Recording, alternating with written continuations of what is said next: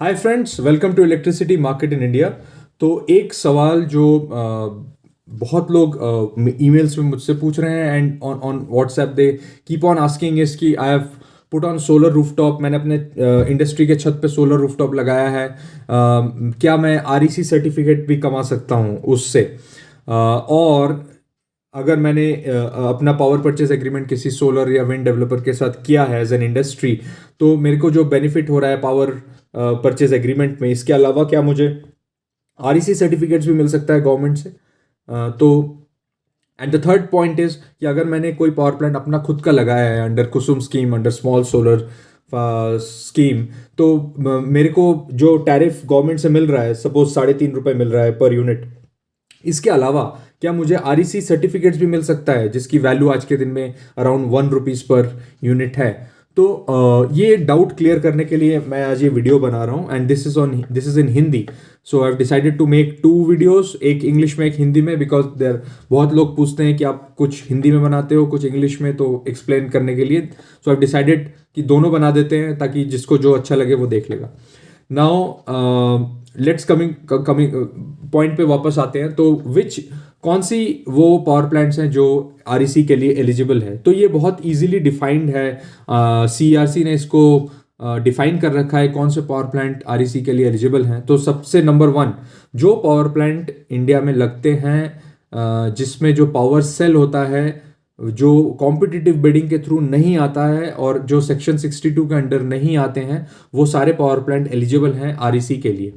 Now कौन से power plant है जो इन सेक्शन 62 और सेक्शन 63 जो कि कॉम्पिटिटिव बिडिंग है उसके अंदर नहीं आते हैं? वो पावर प्लांट्स, वो मर्चेंट पावर प्लांट्स जो अपनी पावर एक्सचेंज में बेचते हैं as brown power, and those power plants are green, basically solar and wind power plants जो एक्सचेंज में अपनी पावर को एज ए ब्राउन पावर बेचते हैं।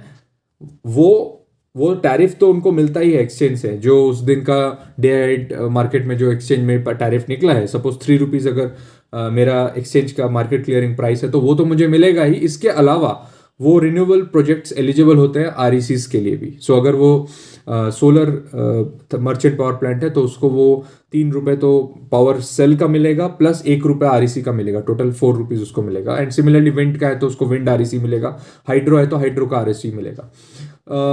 सेकेंड पॉइंट, जो कैप्टिव पावर प्लांट्स हैं जो कि सिर्फ किसी कैप्टिव कंजम्पशन के लिए प्लांट्स अपने किसी ऑफटेकर को बेच रहे हैं, वो लोग आरईसी के लिए एलिजिबल नहीं हैं। बट अगर उनके पास एक्सेस पावर है, सपोज उनको 100 मेगावाट उन्होंने टाई अप किया था किसी इंडस्ट्री के साथ और उन्होंने 105 मेगावाट जनरेट कर दिया, तो वो जो 5 मेगावाट एक्स्ट्रा जनरेट किया है अगर वो एक्सचेंज में उसको बेचते हैं, then they are eligible for REC उस 5 मेगावाट के लिए।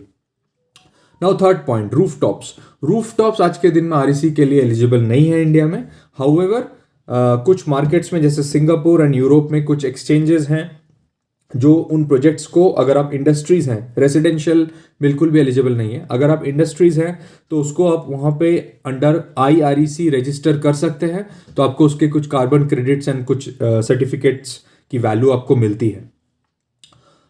फोर्थ पॉइंट इज, अगर कोई भी पावर प्लांट किसी स्टेट में किसी पॉलिसी के अंतर्गत बना है, जैसे उत्तर प्रदेश में यूपी सोलर पॉलिसी आई थी, हर स्टेट की अपनी अपनी सोलर पॉलिसी है, कर्नाटका में 2017 की पॉलिसी आई थी, अभी फिर से नई पॉलिसी आई है, तो उस पॉलिसी में अगर किसी इंसेंटिव के अंतर्गत आपने पावर प्लांट लगाया है जिसमें फॉर एग्जाम्पल आपको इलेक्ट्रिसिटी ड्यूटी वेव ऑफ है या फिर cross subsidy surcharge wave of है अंडर दैट पॉलिसी, तो वो पावर प्लांट्स आरईसी के लिए एलिजिबल नहीं होते हैं। सो उनको सिर्फ उसी टैरिफ का वो टैरिफ मिलता है जिसमें उन्होंने पावर परचेज एग्रीमेंट किया होता है ऑफटेकर के साथ। अब वो ऑफटेकर डिस्ट्रीब्यूशन कंपनी भी हो सकती है, वो कोई इंडस्ट्री भी हो सकती है, but they will only get, उनको सिर्फ उस पावर का टैरिफ मिलेगा, उनको आरईसी बेनिफिट नहीं मिलेगा। सो आई होप ये स्मॉल वीडियो आपको क्लैरिफाई कर देगा कि कौन से पावर प्लांट आरईसी के लिए एलिजिबल हैं एंड कौन से नहीं हैं। इसके अलावा भी अगर आपके डाउट्स हैं तो आप कमेंट बॉक्स में लिख सकते हैं एंड मैं खुशी खुशी उसके रिप्लाईज करूंगा। सो जो लोग नए हैं, do consider subscribing to this channel so that you get timely advice on new policies and regulation. And आप अपने दोस्तों के साथ शेयर कर सकते हैं, स्टूडेंट्स के साथ शेयर कर सकते हैं जो अपना करियर पावर सेक्टर में बनाना चाहते हैं। For them it will be good if they go through all the channels, all the videos in the channel. सो अपना ख्याल रखिए, आगे मिलेंगे, अब तक के लिए थैंक यू।